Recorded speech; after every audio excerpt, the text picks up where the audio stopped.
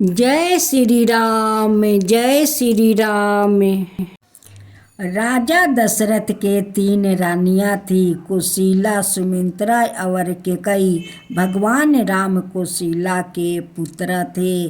सुमित्रा के 2 पुत्र लक्ष्मण और शत्रुघ्न थे और कैकेयी के पुत्र भरत थे।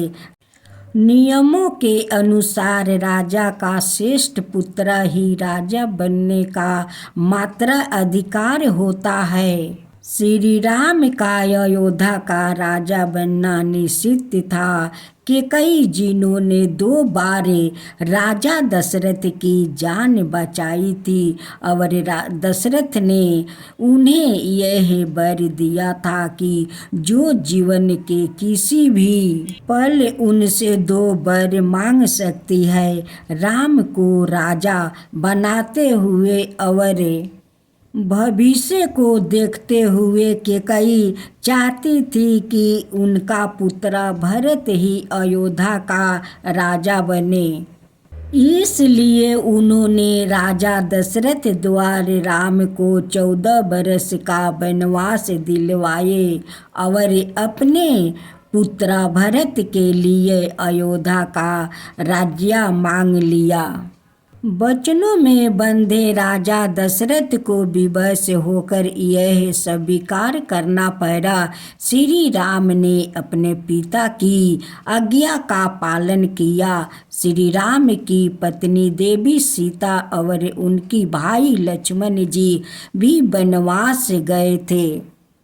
वनवास के समय रावण ने सीता जी का हरण किया था। रावण एक राक्षस था, लंका का राजा था। रामायण के अनुसार जब राम, सीता और लक्ष्मण कुटिया में थे, तब एक स्वनिर्म हिरण की वाणी सुनकर बरन कुटिया के निकट उस सवाए मृगा को देखकर देवी सीता व्याकुल हो गई। देवी सीता ने जैसे ही उस सुंदर हिरण को पकड़ना चाही, वह हिरण मृगा घनघोर वन की ओर भाग गया। वास्तविकता में यह असुरों द्वारा किया जा रहा एक षड्यंत्र था ताकि देवी सीता का अपहरण हो सके। सौरन मृगा यह सुनहरा हिरण राक्षस राजा रावण का मामा मरीचि था। उसने रावण के कहने पर ही सुनहरा हिरण का रूप धारण किया था ताकि वो योजना अनुसार राम लक्ष्मण को सीता जी से दूर कर सके और सीता जी का अपहरण हो सके। उधर षड्यंत्रों से अनजान थी सीता उसे देखकर मोहित हो गई और रामचंद्र जी से उस बरन हिरण को जीवित सुरक्षित पकड़ने का अनुरोध किया ताकि उस सुंदर हिरण को अयोध्या लौटने पर वहां ले जाकर मैं पाल सकूं। रामचंद्र जी अपनी सीता की इच्छा पूरी करने चल पड़े और लक्ष्मण जी से सीता की रक्षा करने को कहा। कपटी मरीच राम जी को बहुत दूर ले गया। श्री राम को दूर ले जाकर मरीच ने जोरे से हे सीते, हे सीते, हे लक्ष्मण की आवाज लगाए प्रभाव कर दी ताकि उस आवाज को सुनकर सीता जी चिंतित हो जाए और लक्ष्मण को राम के पास जाने को कहे, जिससे रावण सीता जी को हरण ताकि पूर्वक कर सके। इस प्रकार छल या धोखे का अनुमान लगाते ही अवसर पाकर श्री राम ने तीर चलाया और उस स्वनिर्म हिरण का रूप धारण राक्षस मरीच का वध कर दिया। दूसरी ओर सीता जी मरीच द्वारा लगाए अपने लक्ष्मण के नाम को ध्वनियों को सुनकर अत्यंत चिंतित हो गई। किसी प्रकार का अनहोनी को समीप जानकर लक्ष्मण जी को श्री राम के पास जाने को कहने लगी।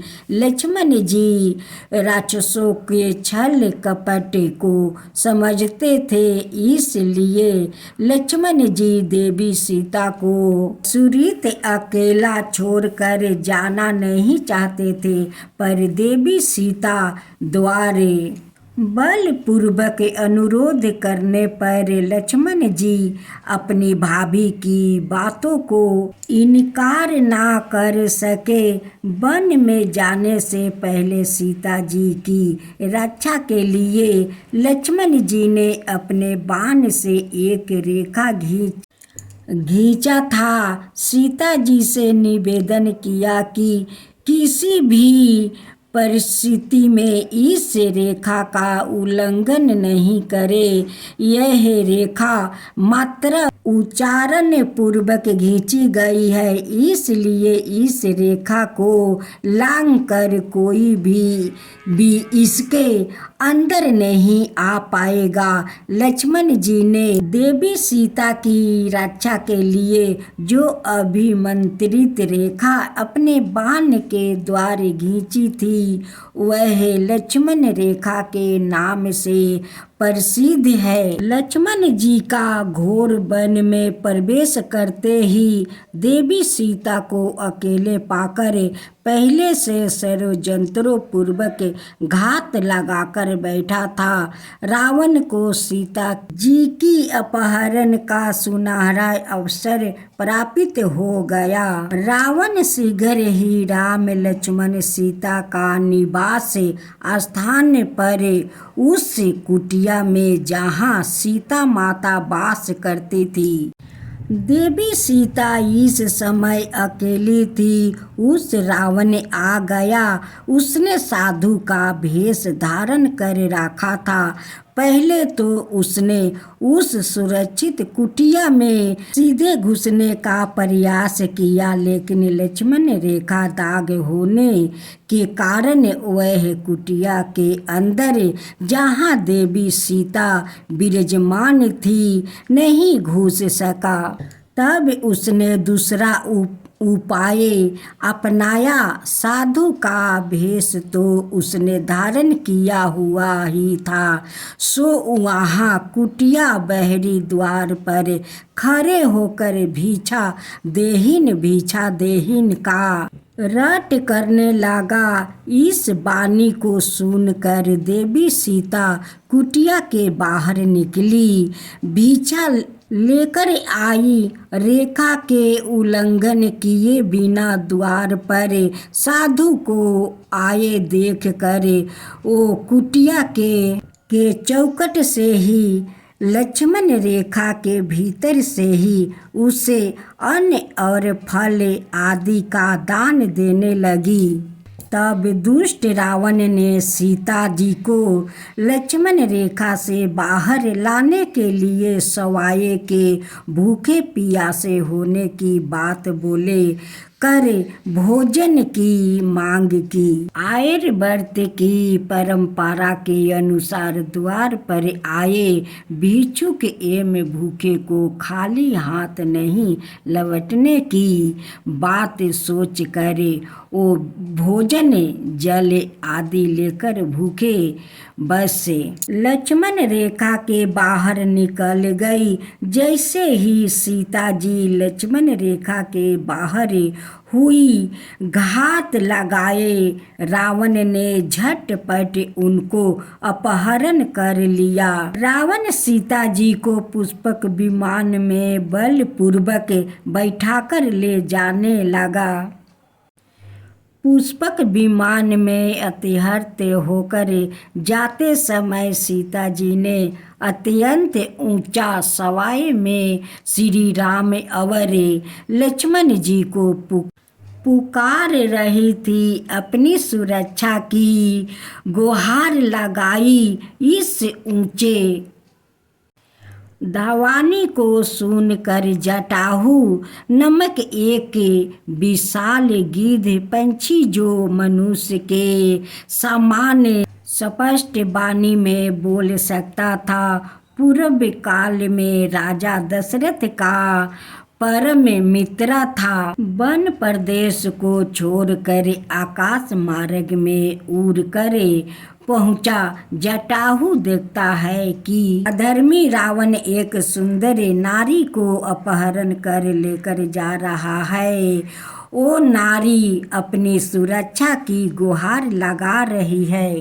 यह अन्याय देख कर जटाहू रावण को चुनौती देता है तथा उस नारी को छोड़ देने की चेतावनी देता है, लेकिन अहंकारी रावण भला कहाँ मानने का नाम नहीं लेता है। सो रावण और जटाहू में आकाश मार्ग में ही युद्ध छेड़ जाता है।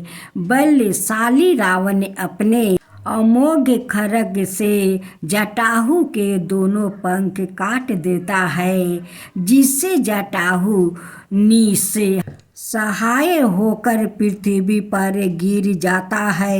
रावण पुष्पक विमान में सीता जी को लेकर आगे बढ़ने लगता है। सीता जी ने जब देखा कि उनकी रक्षा करने के लिए आए विशाल गिद्ध पंछी जो मनुष्य की भांति बोल सकता था, रावण के खड्ग प्रहार करने से धराशायी हो गया है, तब पुष्पक विमान में आकाश मार्ग अथवा बाहु मार्ग से जाते समय सीता जी अपने आभूषण गहने को उतार कर नीचे धरती पर फेंकने लगी।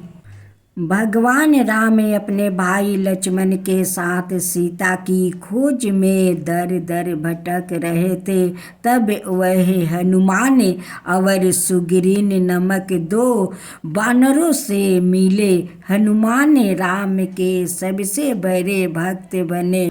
सीता को पुनः प्राप्त करने के लिए राम ने हनुमान, विभीषण और वानर सेना की सहायता से रावण के सभी बांधवों और उसके वंशजों को पराजित किया तथा लौटते समय विभीषण को लंका का राजा बनाकर अच्छा शासक बनाने के लिए मार्गदर्शन किया। राम ने रावण को युद्ध में परास्त किया और उसके छोटे भाई विभीषण को लंका का राजा बना दिया।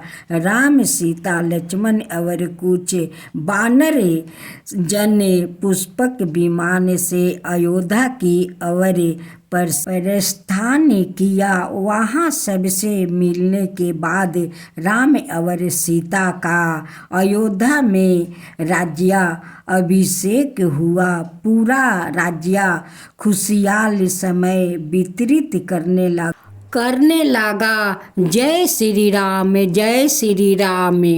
प्राचीन समय की बात है। किसी नगर में एक ब्राह्मण दंपति रहते थे। उनके कोई संतान ना होने का कारण वह बेहद दुखी थे। हर मंगलवार ब्राह्मण वन में हनुमान जी की पूजा करने जाता था। पूजा करके बजरंगबली से एक पुत्र की कामना करता था। उसकी पत्नी भी पुत्र की प्राप्ति के लिए मंगलवार का व्रत करती थी। वह मंगलवार के दिन व्रत के अंत में हनुमान जी को भोग लगाकर ही भोजन करती थी। एक बार व्रत के दिन ब्राह्मणी ना भोजन बना पाई और ना ही हनुमान जी को भोग लगा सकी। उसने वरण किया कि वह अगले मंगलवार को हनुमान जी का भोग लगाकर ही भोजन करेगी। वह भूखी प्यासी 6 दिन तक पड़ी रही। मंगलवार के दिन वह बेहोश हो गई। हनुमान जी उसकी निष्ठा और लगन को देखकर प्रसन्न हुए। उन्होंने आशीर्वाद दिया। 1.25 रुपये ब्राह्मणी को एक पुत्र दिया और कहा कि यह तुम्हारी बहुत सेवा करेगा। बालक को पाकर ब्राह्मणी अति प्रसन्न हुई। उसने बालक का नाम मंगल रखा। कुछ समय उपरांत जब ब्राह्मण घर आया तो बालक को देखकर पूछा कि कौन है। पत्नी बोली कि मंगलवार व्रत से प्रसन्न होकर हनुमान जी ने उसे यह बालक दिया है। ब्राह्मण को अपनी पत्नी की बात पर विश्वास नहीं हुआ। एक दिन मौका देखकर ब्राह्मण ने बालक को कुएं में गिरा दिया। घर पर लौटने पर ब्राह्मणी ने पूछा कि मंगल कहाँ है। तभी पीछे से मंगल मुस्कुराकर आ गया।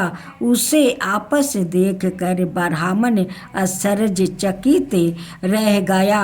रात को हनुमान जी उसे सपने में दर्शन दिया और बताया कि यह पुत्र उसे उन्होंने ही दिया है। सच जानकर ब्राह्मण बहुत खुश हुआ। जिसके बाद से ब्राह्मण ने दंपचित नीति नियम रूप से मंगलवार व्रत रखने लगा। मंगलवार का व्रत रखने वाले मनुष्य पर हनुमान जी की अपार कृपा होती है।